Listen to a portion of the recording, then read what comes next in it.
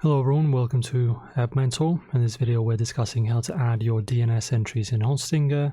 So adding them involves modifying your domain's DNS zone to point to the correct IP addresses, or set up other records like CNAME, MX or TXT records. Right, so first of all, of course, log in into the Hostinger.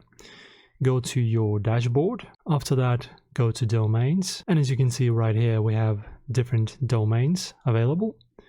I will not show them for privacy purposes. Okay, from here, just basically click Manage. Now click on DNS/name service on the left side. And in here we can change name service and of course add our DNS entries. After adding them, click on Save or Add Record and you'll be good to go. And that's pretty much how you add your DNS entries in Hostinger. Very easy. Thank you for watching. If this helped, support us by liking the video and subscribing, and I'll see you in the next one.